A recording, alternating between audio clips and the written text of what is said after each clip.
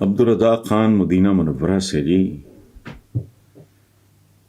سوال ہے کہ جی دیگر بڑے اور ترقی یافتہ ممالک کی طرح سعودی عرب میں بھی خلائی کمیشن کا کام کر رہا ہے اور اب کل ہی وزیر اعظم محمد بن سلمان کو اس کمیشن کا سربراہ بنا دیا گیا ہے۔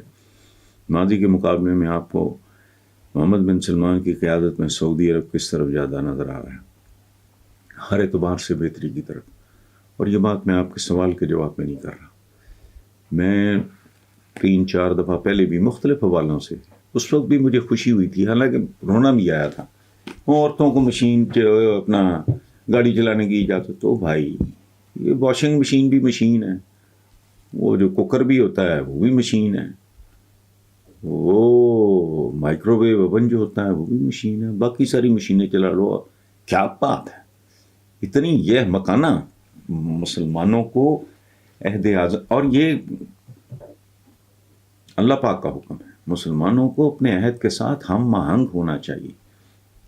اور جس طرح کے انیشیٹوز اب تک MBS نے لیے ہیں، میں تو ذاتی طور پہ میں پہلے کہہ چکا ہوں کہ مجھے بڑا ایک اچھی فیلنگ ہوتی ہے کہ کم از کم کوئی تو ہے جو اس طرح کے بیریئرز توڑ رہا ہے۔ ہماری دنیا ہی اور رہ گئی ہے۔ پاکستان میں مذہب کے نام پہ ایسا مسئلہ ڈسکس کرتے ہیں، بندہ کہتا ہے اس کا کیا تمہاری تنزلی اور ترقی کے ساتھ کیا تعلق ہے، کیا لے کے بیٹھے ہو؟ لیکن نہیں، اینی وے بہت اچھی۔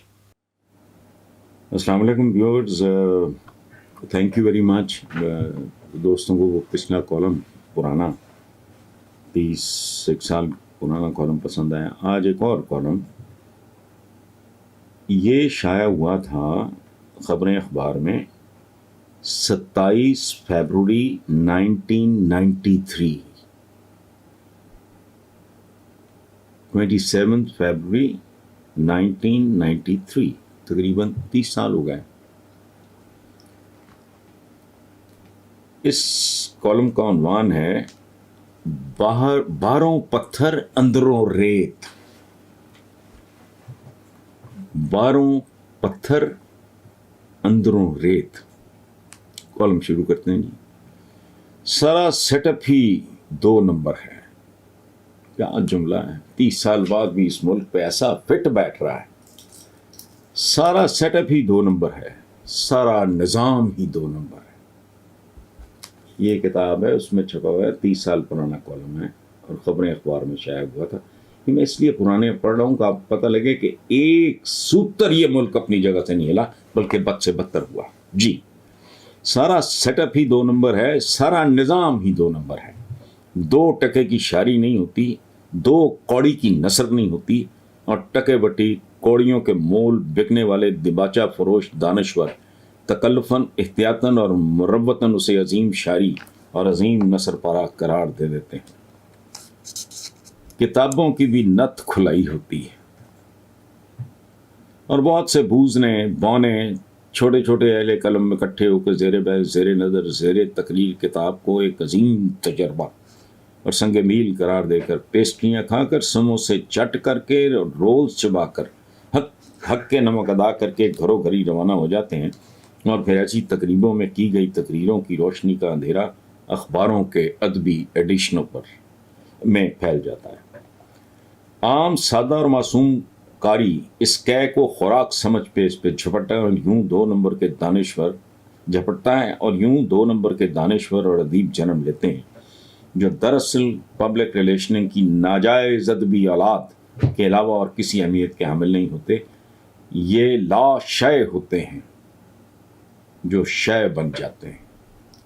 یہ سارے ادبی ایکسٹراز اور فکری مسخرے اخباروں سے لے کے ٹی وی اور ریڈیو تک، یاد رہے کہ اس زمانے میں چینلز نہیں تھے، ٹی وی اور ریڈیو تک خالص زدہ جانوروں کی طرح ٹامک ٹوئیاں مارتے پھرتے ہیں، اور اپنے سے بھی کمتر لوگوں کے درباروں میں سفلی شہرت اور سستی مقبولیت کے لیے ہر طرح کے پاپڑ بیلتے ہیں۔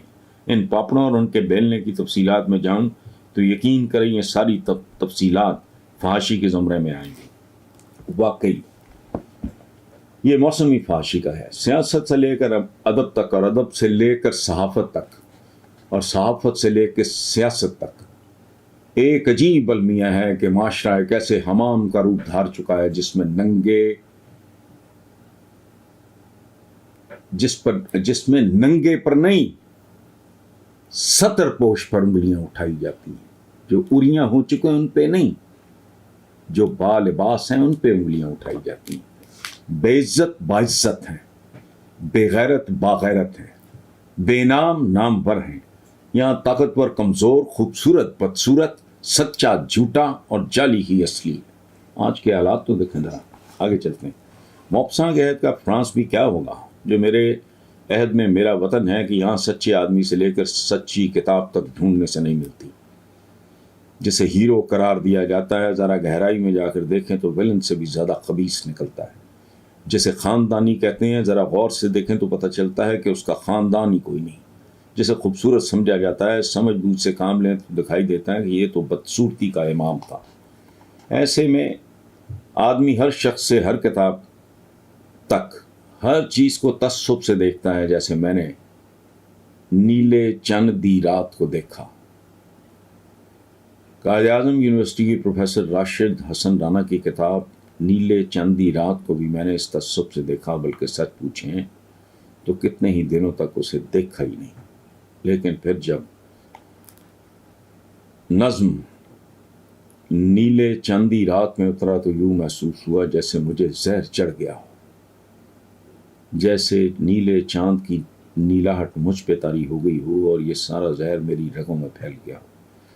اس چھوٹی سی کتاب میں صفحے صفحے پہ آئینے بکھرے ہیں، اور آئینے بھی ایسے ہیں جس پر چہرے ہی نہیں، ماضی، حال اور مستقبل یعنی زمانے بھی دیکھے جا سکتے ہیں۔ اس کتاب کی ایک مختصر ترین نظم مجھے مسلسل ہانٹ کر رہی ہے۔ یہ نظم واقعہ بھی ہے اور حادثہ بھی، بلکہ سچ پوچھیں تو یہ تعارف ہے، ہمارا تعارف خود اپنے ساتھ۔ یہ نظم خلاصہ ہے ہماری ساری صورتحال کا۔ اصلیت کے عنوان سے لکھی گئی یہ نظم ہمارے ماضی قریب اور حال کا خلاصہ ہے۔ خدا نہ کرے یہی ہمارا مستقبل بھی ہو، کہ ریت کا تو مستقبل ہی ذرہ ذرہ ہو کے بکھر جانا ہوتا ہے۔ خود اپنے آپ کو جاننے پہچاننے کے لیے اپنی حقیقی صورتحال کو کے بھرپور ادراک، بلکہ اس کی نزاکت کی سطح کے غیر سطحی اندازے کے لیے جتنا ممکن ہو اس نظم پہ غور کیجئے۔